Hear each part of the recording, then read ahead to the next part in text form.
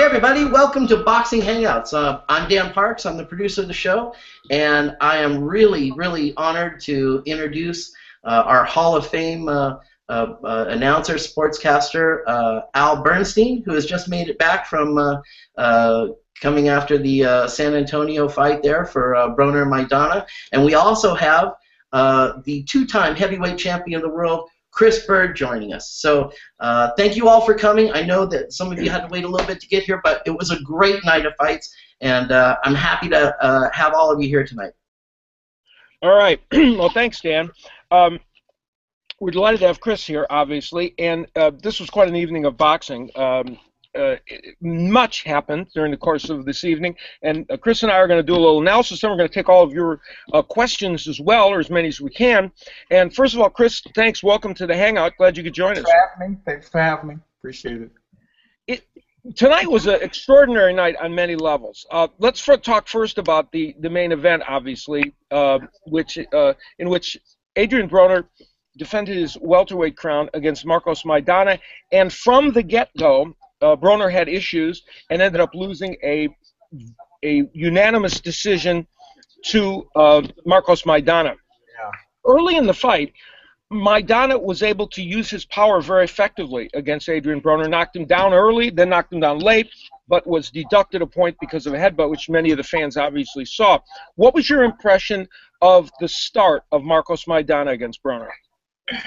It's Broner's fault.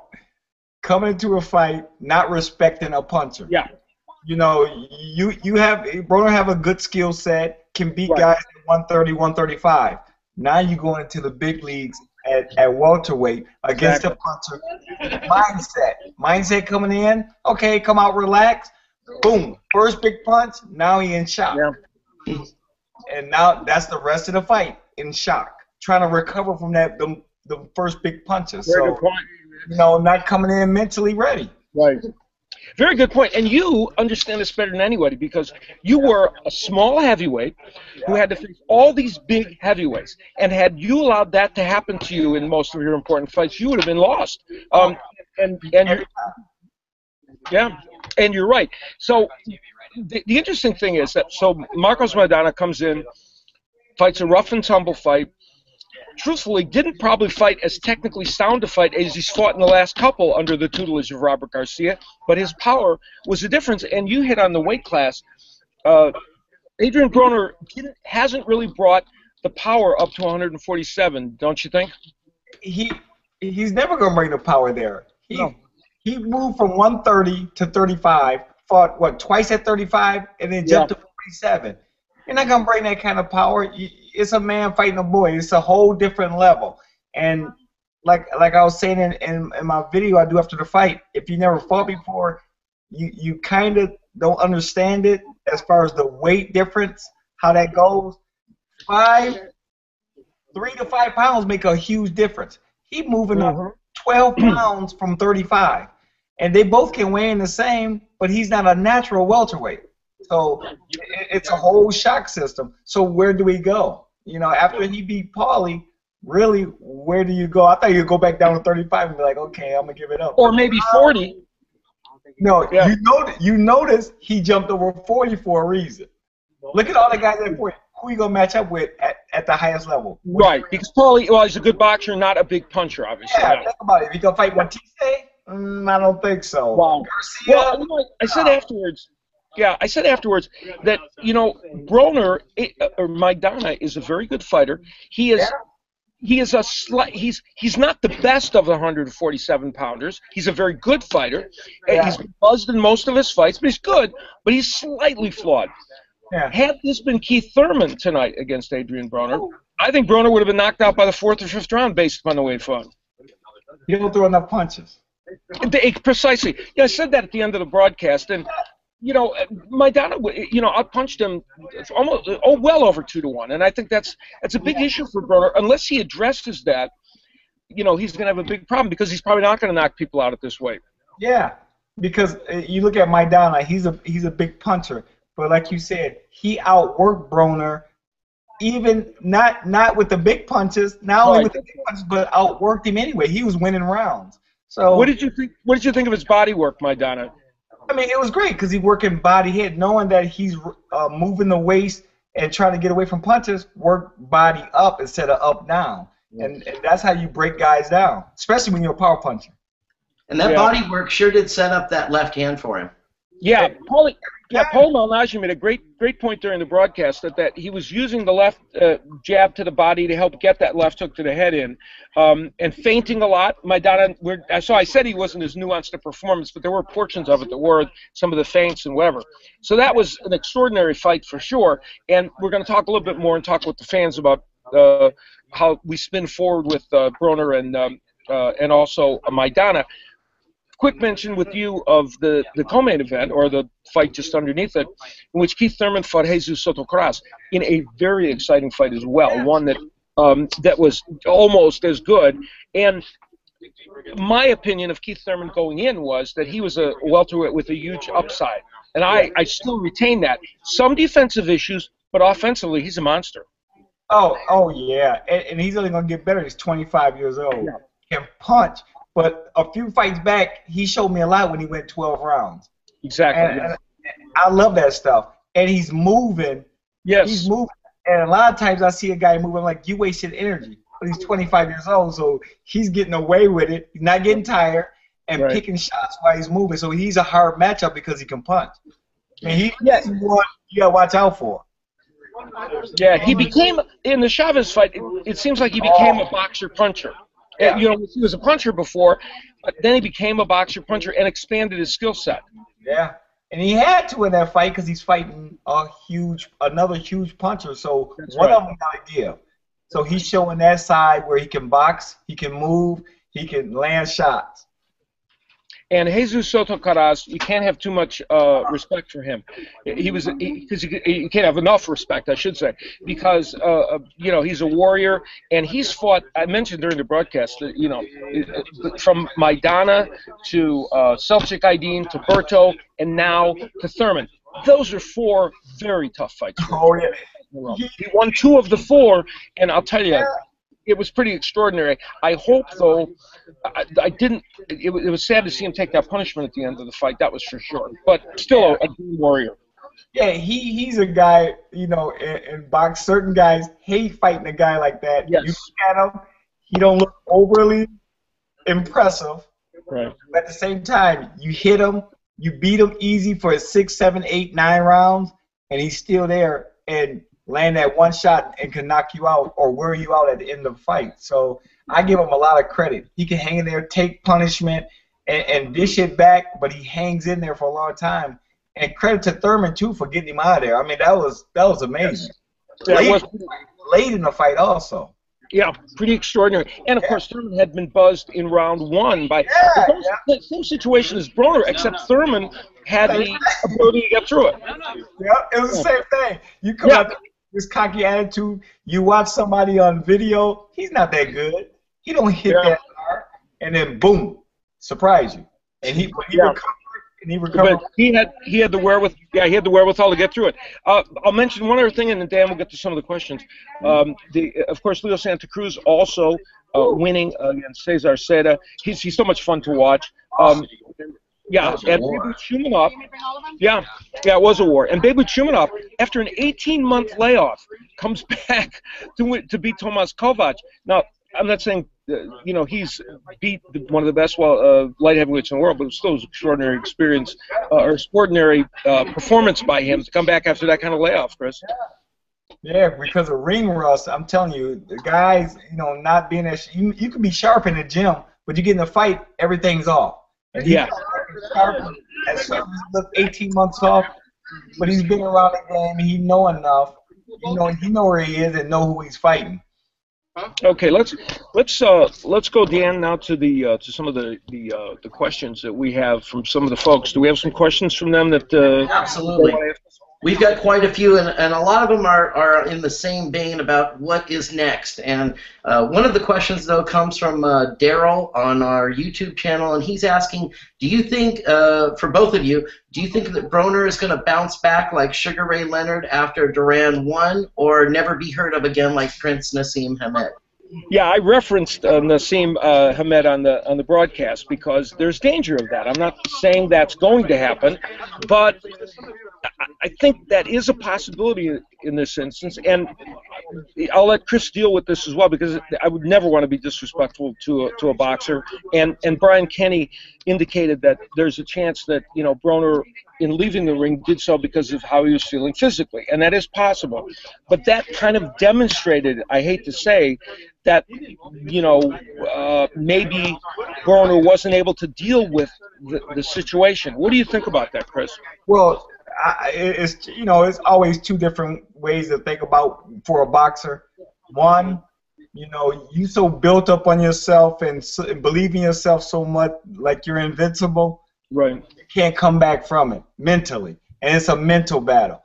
Two, I want to jump right back on the wagon. For me, I went through it. Yes, you did. Lose to Ike Ibeabuchi. Everybody's saying, "Oh man, you suck. You can't do this and that. Too small, whatever." 5 weeks later, 4 weeks suspended. 5th week, I'm back in Mississippi fighting on a small card because I wanted to get right back in. It motivated me. So with all the criticism that's gonna come because he talks so much trash, mentally, how is he gonna take it? Which I don't know his mind. I don't know how his heart is. How he gonna come back? And the problem he's facing, of course, is that he kind of set himself up for this because when you're a polarizing figure, and as Brian Kenny said at the beginning of the broadcast, he's trying to be a polarizing figure. So because of that, you put yourself in the position where your fall is going to be harder, and you're going to take probably more heat. So the question that was asked, which way will he go? I can't say for sure, but I do worry that he will be more Nassim Hamedish than he will the other way. But we'll find out. He got damaged too from the fight because he didn't look too good at walking back to the locker room. I thought for sure that he had a broken jaw. It sure did look like it right after the headbutt incident. But I'm not sure it was the headbutt that broke his jaw. It was that left hook right after the headbutt. No? Well, you're probably on board, Chris, with Paulie, that you think maybe there was some play acting going on there. I mean, come on. We getting hit. He getting banged big time. And that was a small little chop to the... I have to say, here's the interesting thing. You could say it, Paulie could say it. I tend to not say those things because I'm not, I don't want to be belittling a boxer. But at the end of the day, it takes another champion boxer to say that because, and to weigh in on it. But so we'll see how he bounces back. Anything else there, Dan? What's some other questions? Next question, Al, is what's next for Maidana? Obviously, who's next for Maidana? Well, for Marcos Maidana, we talked a little bit about it at the end of the telecast. The welterweight division is astonishing at this moment. We saw Keith Thurman win. There is Sean Porter who beat Devin Alexander. Paulie Malignaggi, of course, was sitting next to me on the broadcast. There's Amir Khan. There's all these other people that are in the welterweight division. Really, and Chris, I mentioned at the broadcast, and I'm curious to see if you agree. Because Maidana is always in exciting fights, and he's slightly vulnerable, it makes him the most marketable of champions in a way. It makes him huge. I mean, he's so, like you said, vulnerable but exciting. And I look at him, he's champion, go where the money is. Yeah. Whoever paid the most money, he's like he care less about matchup. Yeah. So he'll go, and whoever's going to offer the most money, go with it. And you could see him. You could see him fighting a Sean Porter. You could see him fighting Paulie. You could see him fighting, any number of welterweights. Obviously, the way the situation sits now with the two promotional companies not doing business, you have to eliminate the Bradleys and the Pacquiaos and those people. Unfortunately, there also is another potential huge fight out there that I didn't even mention, and that is him fighting Lucas Matisse, his country down in Argentina. They probably couldn't get an arena big enough, could they? Oh my goodness! Yeah, that would be a great fight. So he's got some options open to him. That's for sure. Dan, what else do we have? We've got a couple of big questions, and one of them had to do with one of the questions that you asked on Showtime. Considering tonight wasn't really an upset, what would you consider the biggest upset of this year so far? Well, we were just talking about that earlier today, and I had one, but now it's escaping me. Oh, it could have been Abner Maris losing to Johnny Gonzalez. That was pretty big. Although Johnny Gonzalez had certainly a chance to win that fight, but I think it was the nature in which he won it, very first round. That might be one. There's probably any other. Did you have another one, Chris, that you thought of? I'm trying to think of another one.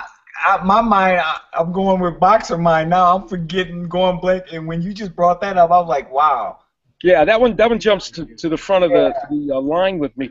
And part of the reason why it's hard to pick an upset is because there were more great.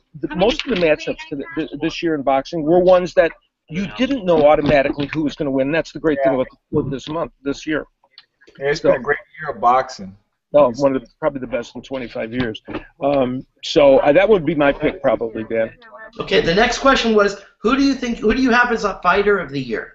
Huh? Yeah, that's a tricky one. I'd be tempted. I can't remember, to be honest, if Danny Garcia fought once or twice this year. The win over, I think. But I would, because he beat Matisse and did such a brilliant job, he might get my vote for fighter of the year. Tim Bradley could be in the running as well because he had two big wins. It's hard. You got, there's so many guys. I need a list to break it down like that. That's like putting us on the spot, like right. Yeah. Well, and you could look at Floyd Mayweather too. Obviously, he had two big wins. He beats Guerrero, he beats Canelo in a big fight. He's certainly somebody that could be in the hunt. Carl Froch, who had a couple of big wins over Kessler and then George Groves, even though the win was questionable. And I think Froch was probably going to win that fight anyway. It was just that the way it was starting to evolve. But so there's some good candidates. Okay, next question is who do you think, for both of you, who do you think's next for Canelo? Oh, I'll let you deal with that one, Chris, and then I'll deal with the next. Who do you think is going to fight? You look at Miguel Cotto. It seemed like that's the most likely choice. Looking at him fighting on, HBO, and then Canelo coming off a loss. They didn't even consider Cotto for Canelo before the Mayweather fight. Now all of a sudden, it seemed like that could be a humongous fight. Yeah. Well, that fight might have happened. Countries, great matchup. Yeah, that fight might have happened before, but Austin Trout put the kibosh on it when he beat Cotto in New York, and they would have had it earlier. Now, of course, Cotto, ironically, even with that loss, is a sought-after figure because he's in between the promotional companies, and they obviously Top Rank wants him to fight Martinez, and Golden Boy wants him to fight Canelo, so he's sought after, and he's in a pretty good position. I would think he's possible. If that can't be made, my guess would be somebody like Alfredo Angulo, who would make a very entertaining match. Oh, great fight! Yeah, I didn't think. Now, the guy that would also make a good matchup with him, but is very difficult to fight, that I don't know that they'll make, would be Erislandy Lara, who would also be an interesting fight. He would be the Chris Byrd of the of that. For Canelo, that would be a terrible choice. It'd be tough. Coming off of Floyd Mayweather to fight Lara, nah. Yeah, no. It would be a very difficult matchup for them. So they'll probably go in another direction. But I think possibly Angulo, if in fact Cotto doesn't do it. That's a great one. All right. Let's see. We have one more, which was another one of the questions of fight of the year. Fight of the year. Yeah, this is a tricky one. Now, for me, interestingly, I may surprise you with this. I think there would be two that would be in the running. One, of course, would be Bradley Provodnikov, which was not the most skillful fight fought, but the most exciting, or one of the most exciting. But the other one that I thought was tremendous was Angulo and Lara, which was a tremendous fight in which Angulo blasted away, put Lara down twice. Lara landed tons of punches, and it was the antichrist to the fight that Lara had with Austin Trout. It was like just the opposite. That would be running for me. Josecito Lopez and Maidana certainly was great, there were a number of other ones. This was a year in which we had 15, 20 great fights. Which one stuck out to you, Chris? Provodnikov, Bradley. When you look at fights of the year, Gotti Ward is because of the fight, how the fight takes place.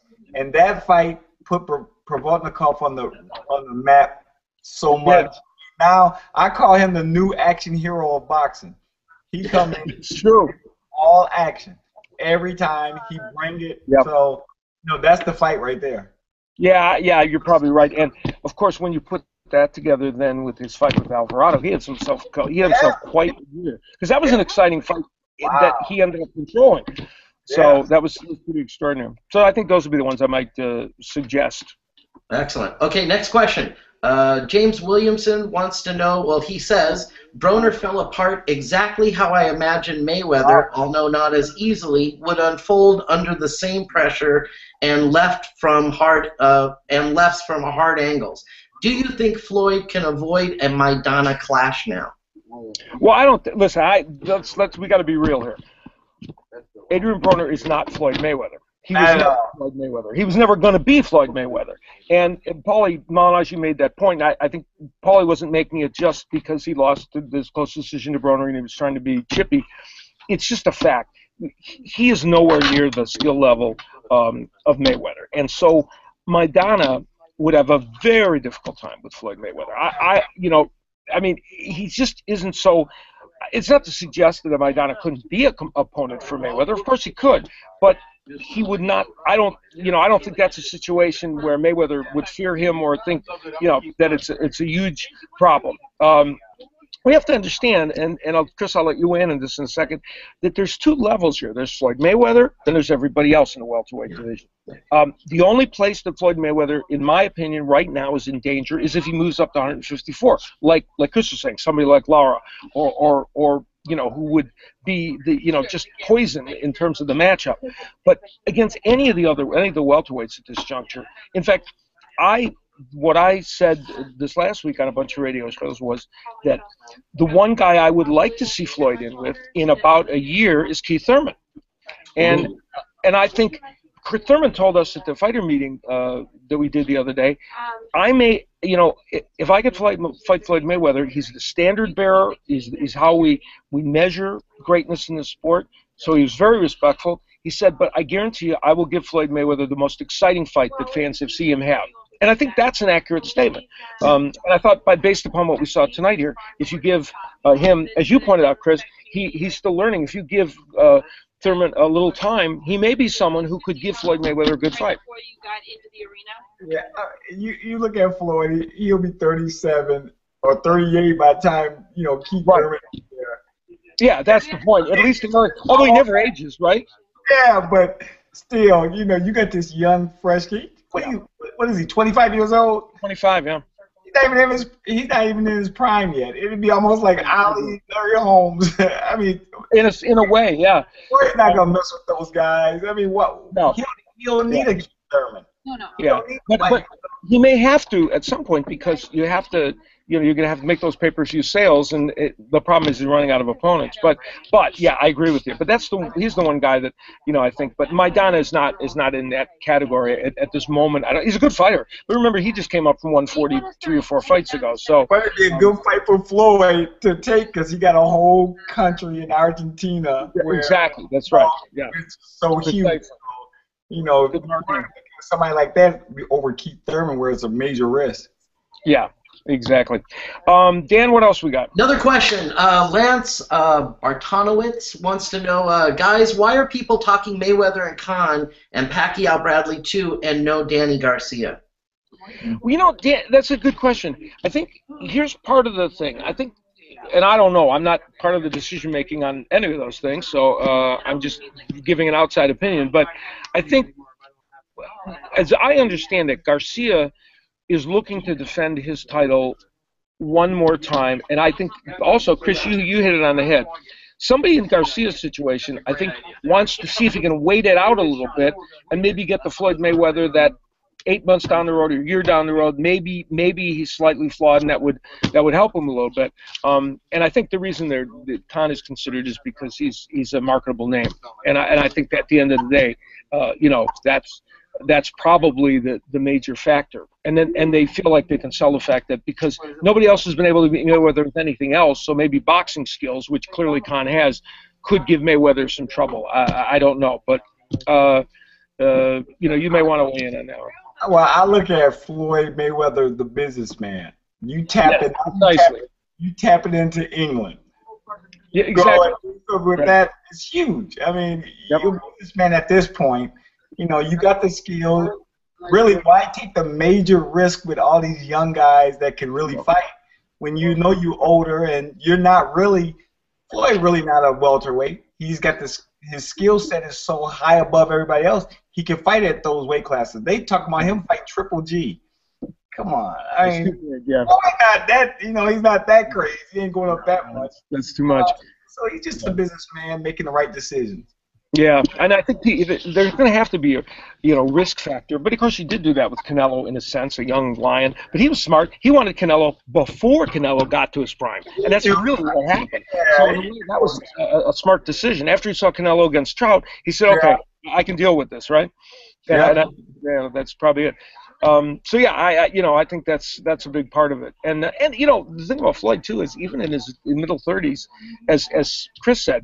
He's physically still gifted, and he's such a brilliant fighter that he can get past these things. What else we got, Ben? Next question, Al, is for both of you.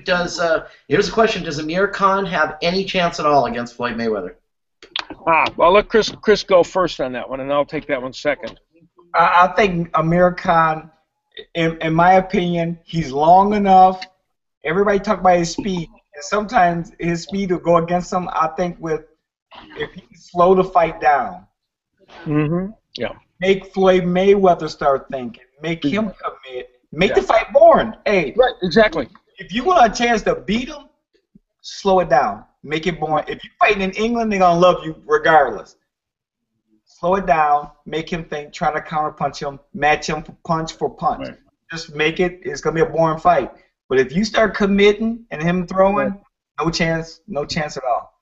And you have to be the kind of fighter that can do that. That's why a guy like Lara or somebody like that is just poison to Mayweather. But you're right. Slow the pace down, or you have to be such an effective attacker that, like when Floyd, when he was younger, had trouble with Jose Luis Castillo, who at that juncture was a really effective attacker and came in the first fight very well of beating. You got to constantly keep it up. You got to constantly keep that pressure on him. Either one or the other. But outside of that, right. You have to be the best at doing one of those, either style.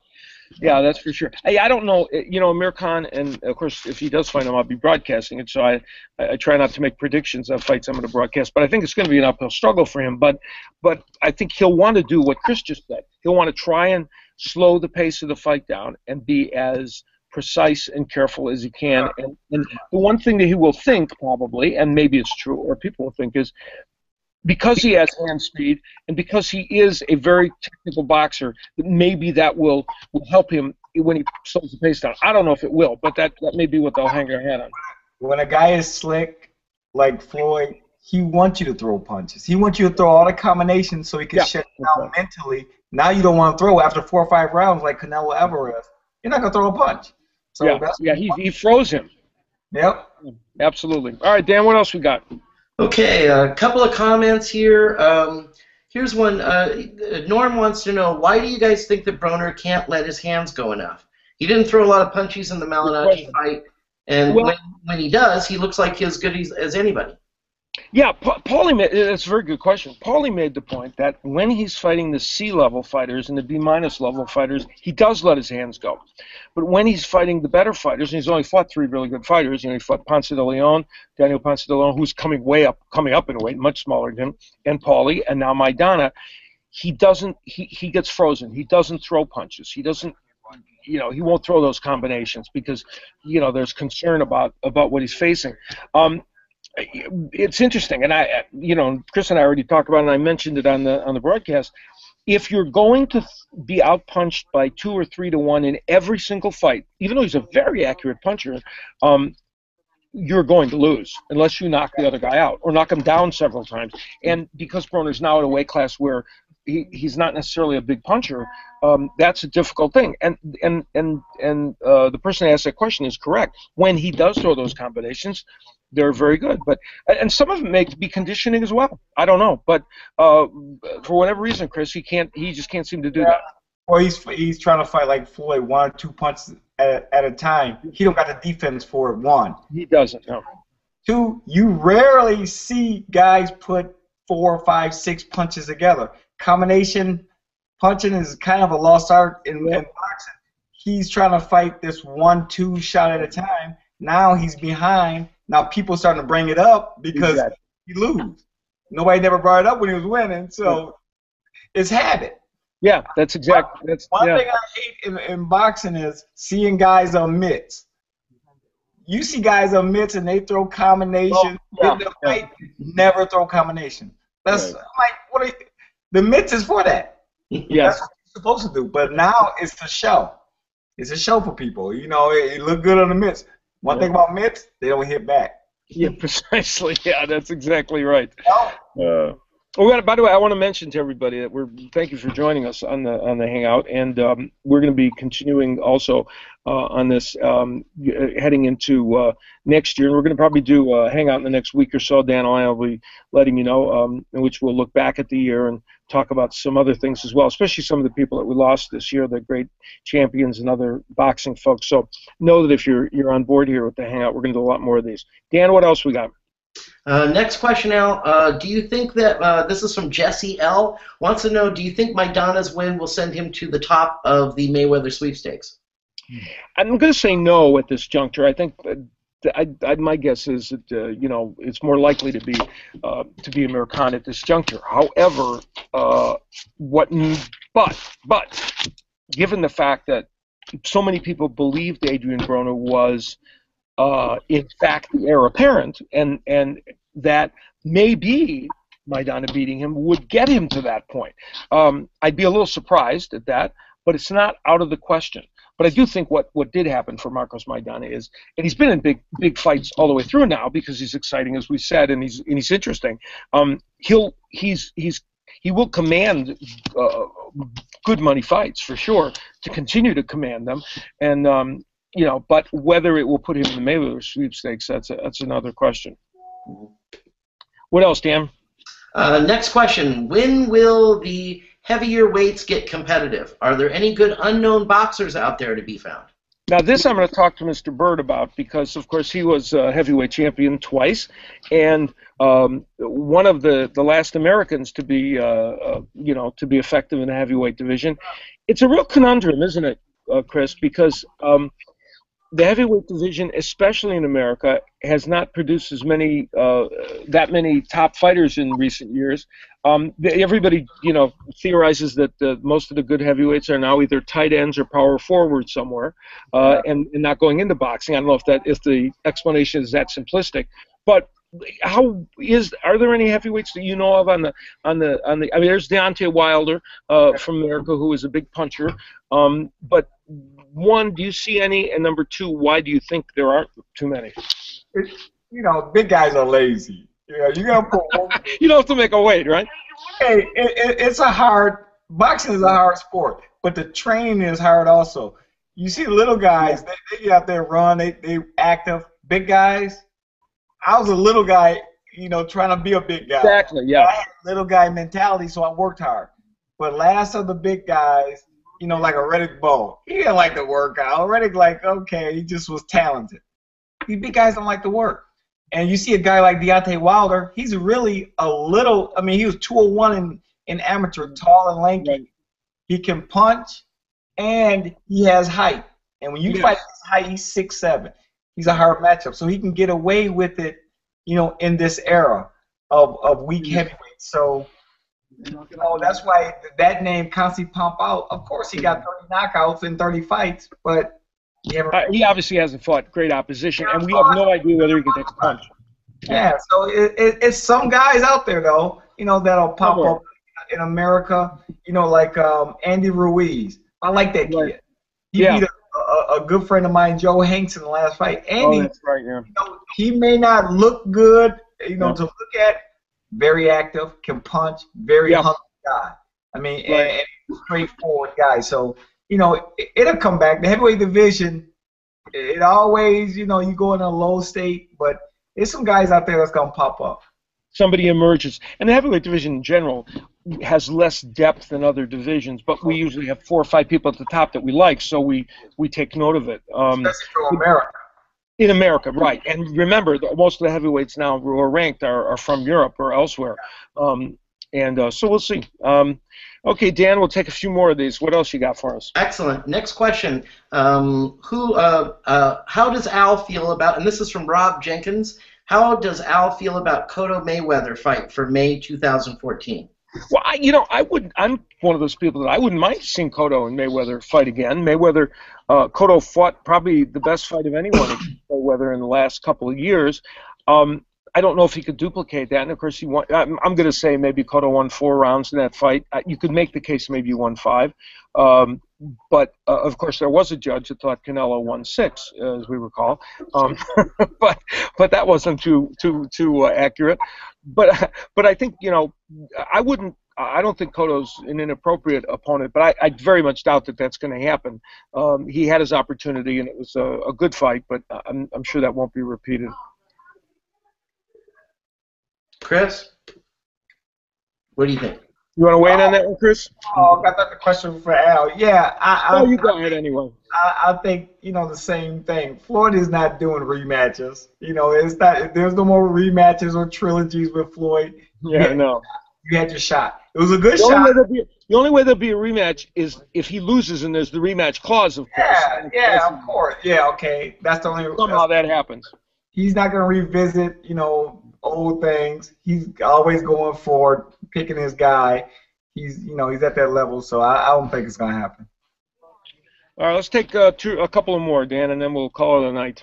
Okay, Al. Next question is the game. It's his username here. It says, how important are organizations that allow guys to make some money while retaining their amateur status, such as the World Series of Boxing? Do they give fighters experience, or are they just impeding them?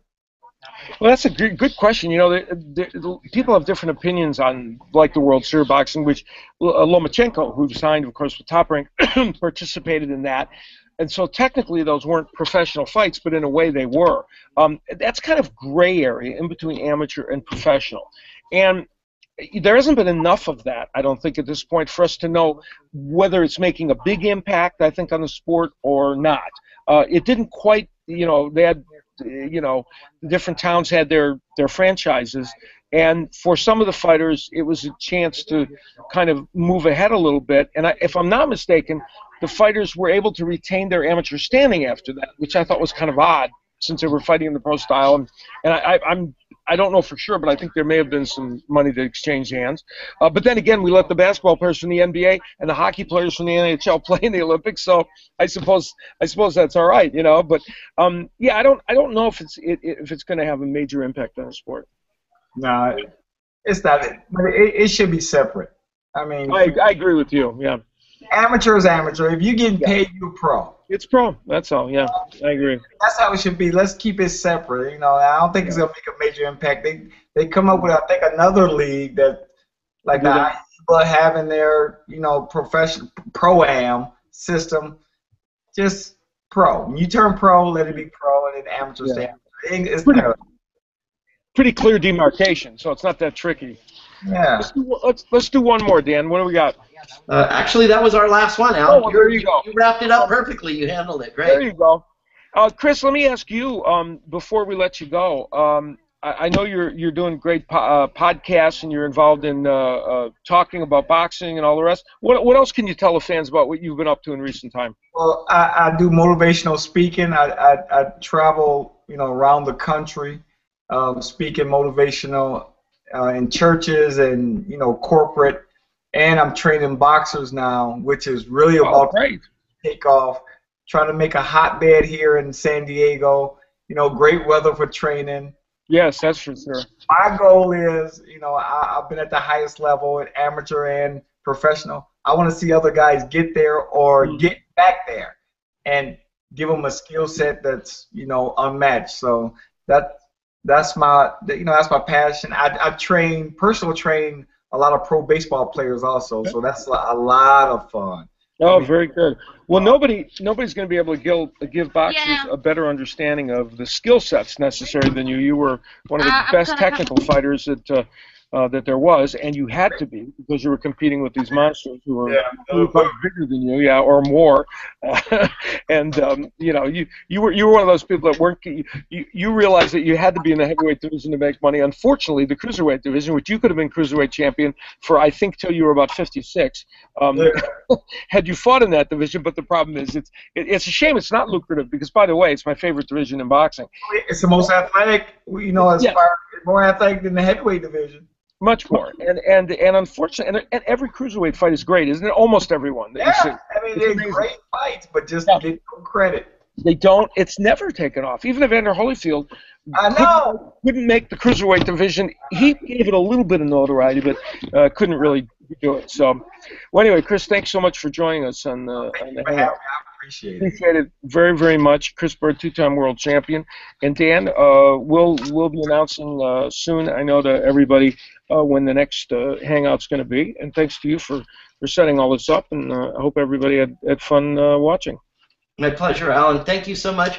Great show tonight. Fantastic card, and as always, you're the master. Thank you so much. Let me mention also before we leave two things. One, of course, I want folks to we're going to be back on Showtime Championship Boxing on January 25th with Lamont Peterson taking on Thierry Jean, it's going to be a very good fight. Thierry Jean is a Canadian fighter who's very, very good, and then on February 11th we'll have the Abner Mares against Johnny Gonzalez, and I want to suggest to everybody definitely go by the Boxing Channel and see coverage of not only this fight but also our year-end coverage as well. And so that's a wrap, Dan. Fantastic. Thanks, Al. Thanks, Chris. Thanks, everyone. Don't forget to hit the subscribe button up above, and we'll see you next time.